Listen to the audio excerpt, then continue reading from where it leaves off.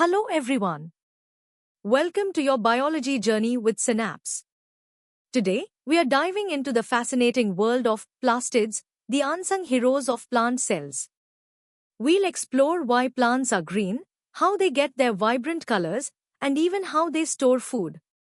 Get ready to unlock the secrets of these tiny powerhouses, from basic definitions to their complex molecular machinery, in a 4-level learning adventure. Let's start with the basics. What exactly are plastids, and why are they so important for plants? It's simpler than you think. Plastids are unique organelles found inside plant cells and some algae. Think of them as specialized compartments, each with a specific job. They're enclosed by two membranes and are crucial for how plants make and store their food, and also for giving them their distinctive colors. We'll look at three main types: chloroplasts, which are green and handle food production; chromoplasts, which give plants their beautiful red, orange, and yellow hues; and leucoplasts, which are colorless and act as storage units for food. Each type plays a vital role in the plant's life, contributing to its growth, survival, and even its appeal to other organisms. So, what do these different plastids actually do? Chloroplasts are the stars of photosynthesis, using sunlight to make food for the plant. Without them, plants couldn't produce the oxygen we breathe or the food we eat. Chromoplasts, with their bright colors, are like nature's advertisements, attracting insects for pollination and animals to help spread seeds. And leucoplasts are the plant's pantry, storing essential nutrients like starch, oils, or proteins, ensuring the plant has energy reserves, especially in parts like roots or seeds. For example, the green color of a leaf is due to millions of chloroplasts working hard, while the rich red of a ripe tomato comes from chromoplasts that developed as it matured. Now, let's test your understanding with a few easy questions. First, which type of plastid is responsible for giving leaves their green color? Second, name two main functions of plastids in plant cells. And third, what is the primary role of leucoplasts? Take a moment to think about these. The answers will help solidify your basic knowledge of plastids. Ready to dig a little deeper? In the medium level, we'll explore the structure of each plastid type and understand how they can even change from one form to another. Each plastid type has a structure perfectly suited to its function. Chloroplasts, for instance, have an elaborate internal system of sacs called thylakoids, which stack up to form grana. This is where chlorophyll resides, capturing sunlight for photosynthesis. The fluid-filled space, called the stroma, is where the plant's food is actually made. Chromoplasts, on the other hand, have a simpler internal structure but are packed with vibrant carotenoid pigments. Leucoplasts are even simpler inside, often just containing the stored substances like starch grains. Interestingly, chloroplasts also have their own DNA and ribosomes, hinting at their ancient origins and ability to make some of their own proteins. Chloroplasts are truly the powerhouses. The chlorophyll in their thylakoids traps sunlight, kicking off the light-dependent reactions. Then, in the stroma, the light-independent reactions, also known as the Calvin cycle, convert carbon dioxide into sugars. Chromoplasts, with their reds, oranges, and yellows, develop from chloroplasts, like in a ripening fruit, or directly from proplastids.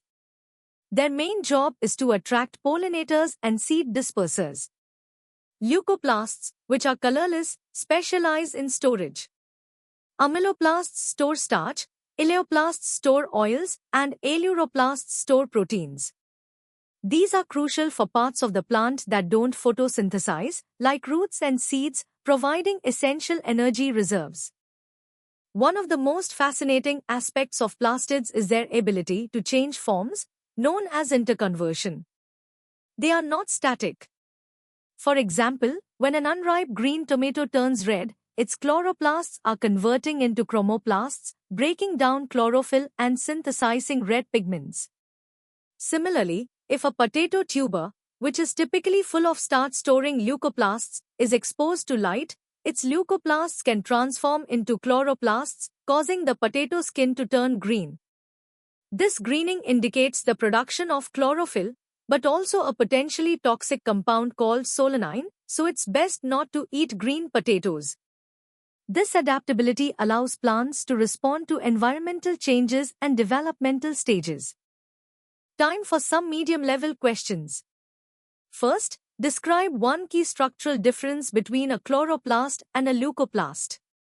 Second, what are the two main stages of photosynthesis and where do they occur within a chloroplast? Third, explain how a green tomato turns red during ripening in terms of plastid interconversion. Fourth, name the three types of leucoplasts based on what they store. And finally, why do chloroplasts have their own DNA and ribosomes? Think critically about these points. Alright, let's elevate our understanding.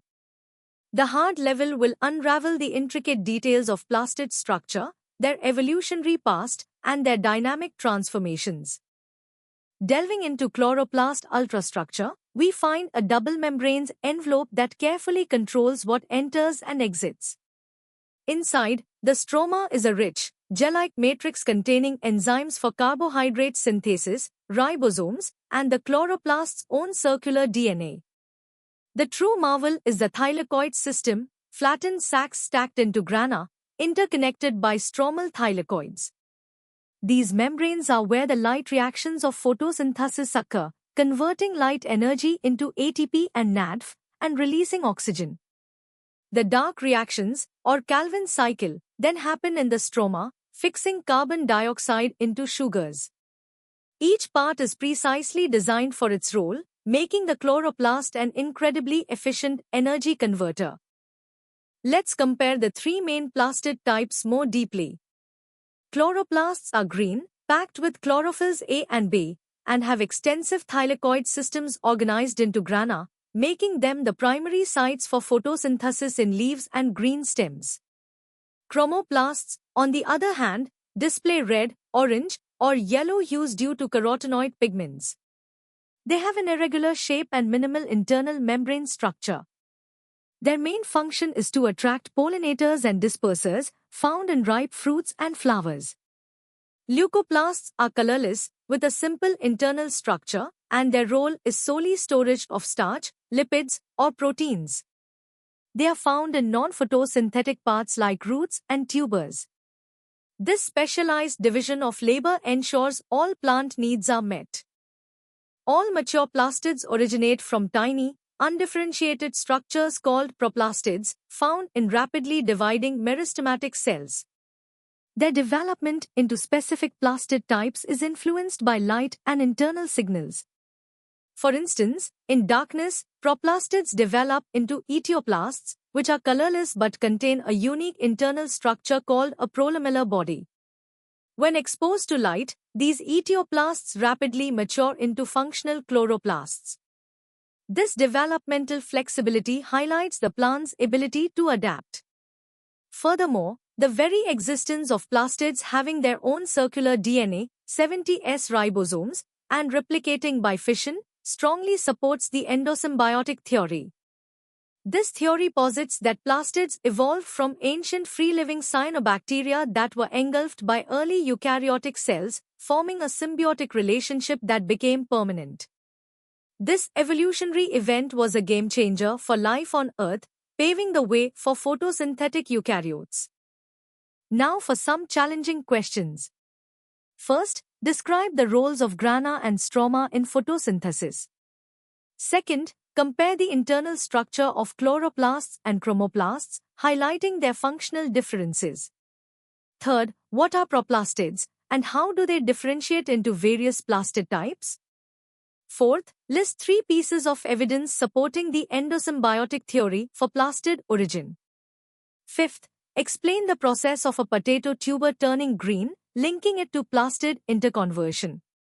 Sixth, what is the significance of the double membrane envelope surrounding plastids? And finally, why is the Rubisco enzyme found in the stroma of chloroplasts? Think deeply about these concepts. Time to push the boundaries of your knowledge. In the hardest level, we'll explore the molecular intricacies, evolutionary details, and profound implications of plastids, delving into competitive depth and scientific insight. At a molecular level, the chloroplast's thylakoid membrane system is a masterpiece of biological engineering. It's not just a simple sac, but a highly organized structure housing pigment protein complexes like photosystems I and II, electron transport chains, and ATP synthase, all crucial for converting light energy.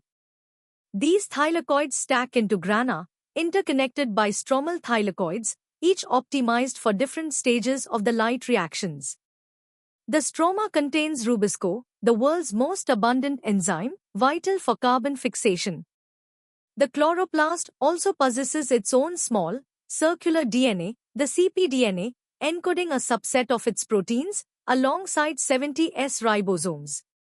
However, most chloroplast proteins are nuclear encoded, synthesized in the cytoplasm, and then imported via specialized translocon complexes, revealing a complex dance of genetic control and protein trafficking between the organelle and the host cell.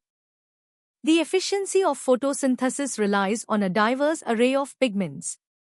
Chlorophylls A and B are the primary light-harvesting molecules, absorbing blue-violet and red light while reflecting green.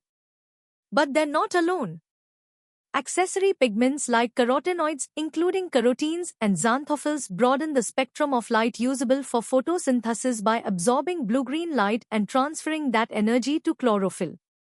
Crucially, carotenoids also act as photoprotectants, shielding chlorophyll from damaging photooxidative stress. The collective absorption spectrum of these pigments perfectly matches the action spectrum of photosynthesis, ensuring maximum light capture. This intricate pigment system is key to the plant's ability to thrive under varying light conditions and protect itself from excessive radiation, a testament to millions of years of evolutionary refinement. Proplastid differentiation is a finely tuned process. In darkness, proplastids develop into etioplasts, characterized by a unique prolamellar body. Upon light exposure, this body rapidly reorganizes into thylakoids, and the etioplast matures into a functional chloroplast. Chromoplast formation, particularly from chloroplasts during fruit ripening, involves the coordinated degradation of chlorophyll and thylakoids, coupled with the massive synthesis and accumulation of carotenoids, often within specialized chromoplast structures. Leucoplasts, like amyloplasts, ileoplasts, and aleuroplasts, undergo specific differentiation pathways to become efficient storage depots for starch, lipids, or proteins, respectively, driven by tissue-specific developmental cues. The endosymbiotic theory, which explains the origin of plastids from cyanobacteria, is further supported by evidence like their bacteria-like binary fission, sensitivity to bacterial-targeting antibiotics, and strong phylogenetic homology of cpDNA to cyanobacterial genomes. This ancient symbiotic event was a monumental leap in eukaryotic evolution, laying the foundation for plant life as we know it. The impact of plastids extends far beyond the plant cell. Ecologically, chloroplasts are the primary producers, forming the base of nearly all food webs by converting solar energy into biomass. This process not only provides food for heterotrophs but also releases the oxygen essential for aerobic respiration, fundamentally shaping Earth's atmosphere and climate. Economically, understanding plastid development and function is paramount for agricultural innovation. Optimizing photosynthetic efficiency can lead to higher crop yields, while manipulating leucoplasts can enhance nutrient storage in food crops like potatoes and cereals. Furthermore, research is actively exploring the potential of plastids, particularly in algae, for sustainable biofuel production and biomanufacturing of valuable compounds. Thus, these microscopic organelles hold immense significance for global food security, environmental sustainability, and future bioindustries, making them a continuous focus of scientific inquiry and technological advancement. Let's tackle the first 5 hardest level questions. First, detail the distinct roles of granule and stromal thylakoids in chloroplast function. Second, Explain how accessory pigments contribute to photosynthetic efficiency and photoprotection. Third, describe the molecular events involved in the conversion of an etioplast to a chloroplast upon light exposure. Fourth, beyond possessing their own DNA and ribosomes, what other evidence strongly supports the endosymbiotic origin of plastids?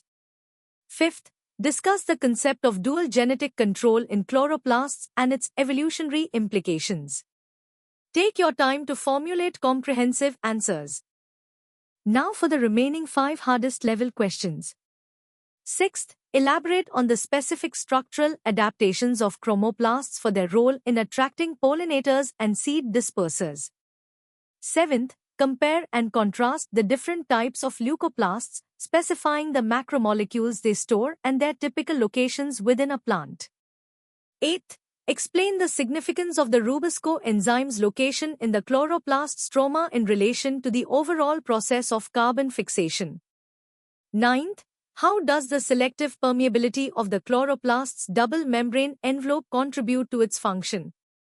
And finally, discuss the ecological and economic importance of plastids, providing specific examples. These questions require a thorough understanding of the topic. And that wraps up our deep dive into plastids. From their basic roles in making plants green and colorful to their complex molecular machinery and evolutionary history, we've covered a vast amount of fascinating information. Remember, the journey of learning never stops. For more such engaging and in-depth content, visit synapse.omaps.in. Don't forget to subscribe to our channel for regular updates and to continue exploring the amazing world of biology and beyond. Keep learning, keep questioning, and keep growing.